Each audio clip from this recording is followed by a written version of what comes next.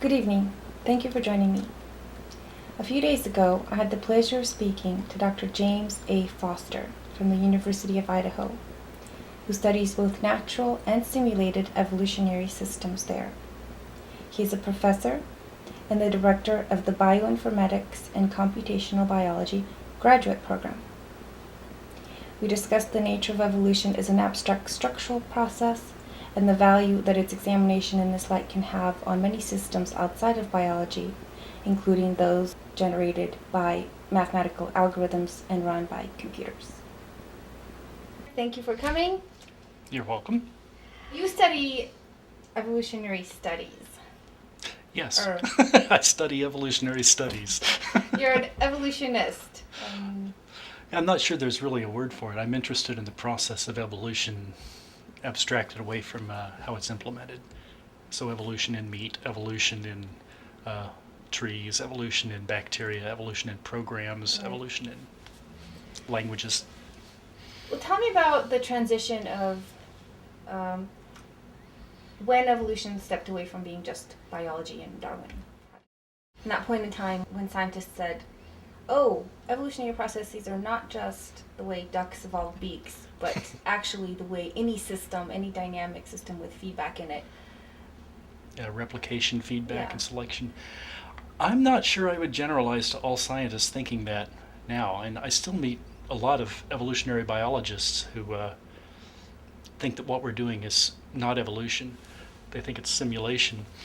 It was a famous, I think it was a very good quotation by Richard Lenski in Science when he did some simulation work, simulating evolution, and he made a point of saying this is not simulating evolution, this is evolution happening in the computer. And I find that that often is a contentious statement among biologists. And of course, not everyone knows about non-biological evolution. Very few scientists even know about it. Is that because most scientists associate evolution with the biological processes? I think that's part of it, and certainly the biological processes are happening in more places than the computational ones. But so explain why the non-biological abstract evolutionary algorithms are the same as the ones that nature uses. Well, I'm not sure I would say the algorithms are the same. They're similar. And it's anytime you've got a system where you've got reproduction, variation, and selection in a closed loop, you will get changes in the system toward whatever favors replication in that system under those constraints, whatever it is. So that's not just in computer programs running and being evolved. And there are many examples of that, like computer viruses are a commonly mentioned example. But it's also in things like ideas and language. You know, any time where there's a sharing and a sharing with variation, there will be selection for the things which are shared best in that environment. So it seems to me interesting that some people contend this idea, because that sounds very reasonable and true. Yeah, I can't quite figure it out myself either. Of course, I have a background in mathematics, so I tend to think of the mathematical reality as being in some fundamental way more real than the physical reality. So to me, the pattern, the structure of evolution is an almost tangible thing. Yes, elaborate on that, because I find that it's an interesting idea. It's almost as if the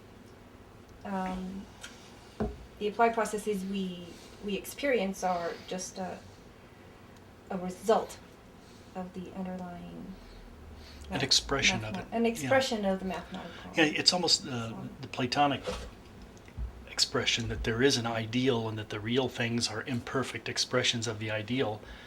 I'm not sure I completely agree with that. I think the mathematics is actually an abstraction, not an ideal. But if you work with an abstraction long enough, it becomes familiar to you. I think another reason that a lot of people don't think of evolution in the computer and in language and such, they think of the biological evolution. I think another reason for that is the time frames involved. When we talk about evolution in the computer, I can design, as a real example, we designed a two-stroke gas engine using evolutionary computing. The program to run that design only took a couple days to run. This was several years ago when computers were nothing like they are today. So people don't think of evolution as something you can see happening in 2 days, which is weird, I think, because with bacteria you can see evolution happening in real time. With viruses you can see it happening in real time, but yet I think there's that time scale thing. And the evolution of culture, I think your average person on the street takes culture for granted. They sort of think that there's different pods of people, and they don't realize that those pods could come from a common culture a long time ago because our lifespan is limiting their horizon. Yeah. So I think it's the speeds and the scale. And yet, there are evolutionary models and everyday activities that don't take a long time, like fashion changes or. That's a good example, actually. I'm kind of interested in fashion, but daily cultural phenomena that all of a sudden, or as you mentioned, Mhm. language or music. or music, certain trends that sort of spread. They happen to have appeal and. No, I think you're right, and it builds on what came before. It doesn't just spontaneously burst into being. So, and hemlines don't jump up and down sporadically. They're sort of built on the fashions that came before. Yeah, although maybe fashion won't quite follow the evolutionary model because variation and selection not quite. It's not like we just throw every kind of hemline out there. Yeah, but that's not how evolution works either, right? I mean, evolution is variation on what's already there. It's not like you get all possible variations at once and they're selected from that.